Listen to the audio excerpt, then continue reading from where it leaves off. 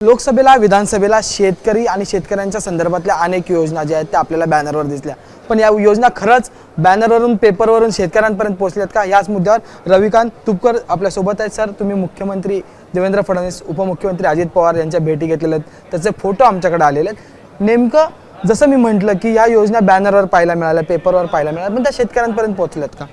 नाही, असं आहे की मुख्यमंत्री देवेंद्रजी फडणवीस आणि उपमुख्यमंत्री अजितदादांची आम्ही भेट घेतली आणि त्यांच्या लक्षात आणून दिलं की जे सरकारनं कर्जमुक्तीचं आश्वासन दिलं होतं निवडणुकीच्या काळामध्ये, तो शब्द सरकारने पाळला पाहिजे. पीक विम्याची रक्कम बुलढाणा जिल्ह्यासह महाराष्ट्रातल्या अनेक जिल्ह्याची रक्कम अजून बाकी आहे, ती तातडीनं कंपन्यांना रिलीज करायला सांगा. जो सरकारचा हिस्सा काही 110% वर ज्या कंपन्या गेल्यात त्यांचा हिस्सा ताबडतोब द्या आणि आमच्या हक्काचे पैसे द्या.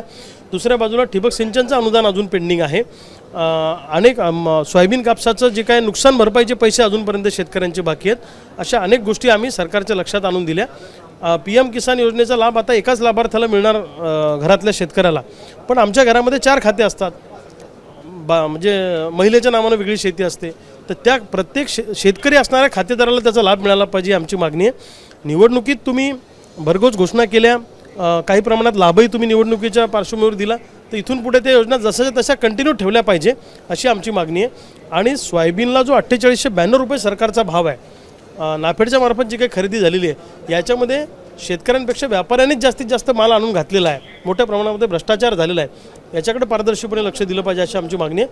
आणि खाजगी बाजारात आम्ही सोयाबीन कापूस जेव्हा विकतो, तो भाव आम्हाला परवडत नाही. उदाहरणार्थ सोयाबीनला 7-7.5 हजार रुपये प्रत्यक्ष उत्पादन खर्च पर क्विंटल आहे आणि 4892 आम्हाला भाव मिळतो सरकारचा.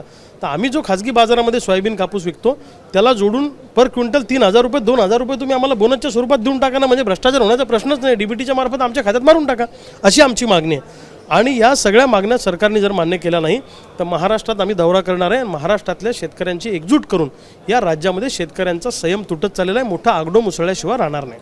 सर, एकीकडे तुम्ही हे म्हणत आहे, दुसरीकडे आपण जर पाहिलं लोकसभा विधानसभेचा जो प्रचार दौरा नेत्यांचा होता, त्यावेळेस पंतप्रधानांच्या सभेत एका कांदा शेतकऱ्यांनी जे ते घोषणाबाजी दिली होती, थेट नितेश राणेंच्या गळ्यात जाऊन कांद्याची माळ घेतली होती. तरीही अद्याप कांदा असू, सोयाबीनचा मुद्दा तुम्ही उपस्थित केलेला, कापसाचा मुद्दा उपस्थित केलेला, या शेतकऱ्यांच्या मागण्या ज्या आहेत त्या अद्यापही मान्य होताना पाहायला मिळत नाही. मग कसं?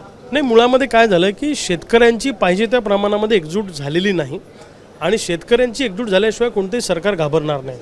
शेतकऱ्यांची वोट बँकसुद्धा मजबूत होणं गरजेचे आहे. शेतकरी काय करतो की जेव्हा समस्या निर्माण होते तेव्हा मागणी करतो, हक्क मागतो, आंदोलन करतो, पण निवडणुकीच्या काळामध्ये हा शेतकरी जातीवर, धर्मावर, पक्षावर मतदान करतो. त्यामुळे ही जी काही नस शेतकऱ्यांची ओळखलेली आहे पुढाऱ्यांनी, त्यामुळे ते तेवढ्यापुरतं शेतकऱ्यांना बोलवतात. आणि शॉर्ट मेमरी ठेवली नाही पाहिजे. शेतकऱ्यांनी संघटित आलं पाहिजे. जसे सगळे कर्मचारी असतील किंवा इतर सगळे संघटित घटक आहेत त्यांच्या मागण्या मान्य होतात, कारण ते संघटित आहे. आम्ही शेतकरी संघटित नाही.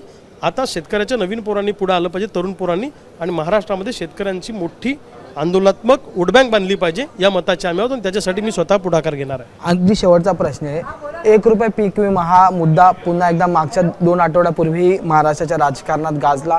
अनेक लोकांनी टीका, विरोधकांनी टीका, सत्ताधाऱ्यांनी त्यांची बाजू मांडली. कसं हे धोरण नेमकं कसं बघतात आहे तुम्ही? ह्याला मागं घेण्याचा निर्णय आला, वापस त्याच्यावर स्टे आणला गेला, हे नेमकं चाललंय तरी? नाही, मुळामध्ये पीक विमा कंपन्यांचं 10 वर्षाचं 2014 पासून ऑडिट केलं पाहिजे, टेस्ट ऑडिट, अशी आमची मागणी आहे. फार मोठा स्कॅम आहे महाराष्ट्रात. देशात जेवढा मोठा स्कॅम नसेल एवढा पीक विमा कंपन्यांनी केलेला आहे.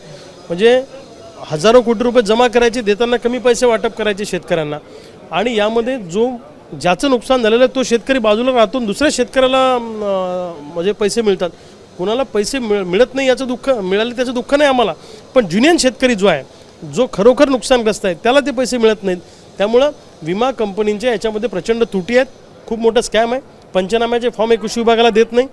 पंचनाम्याचे फॉर्म विमा कंपनीचे हा त्यांचा आत्मा आहे आणि हे कृषी विभागाला देत नाही. या कंपन्यांवर सरकार कारवाई का करत नाही? विमा कंपनीचं सरकारचं साठलोटं आहे का, हा प्रश्न विचारण्याची वेळ आता खऱ्या अर्थानं आलेली आहे. धन्यवाद सर आमच्यासोबत बोलण्यासाठी. खरं तर महत्त्वाचा मुद्दा सरांनी उपस्थित केलेला आहे की विमा कंपन्या आणि कृषी खात्याचं काही साठलोटं आहे का, कारण की हे साठलोटं खरंच आहे का? कारण की अनेक वेळा ओला किंवा मग दुष्काळ पडलेला असतो आणि त्यावेळेस विमा एकंदरीत पंचनामा केले असतात, पण त्याच्या पुढची प्रक्रिया जी ती चर्चेलीच जात नाही. त्यामुळे नेमका यंदा आता हे नव्याने आलेलं सरकार ह्यावर तरी तोडगा काढणार का, हे पाहणं महत्त्वाचं ठरणार आहे. व्हिडिओ जर्नलिस्ट अजित कदम सह मी अजय माने, ABP माझा, मुंबई. ABP माझा, उघडा डोळे बघा नीट.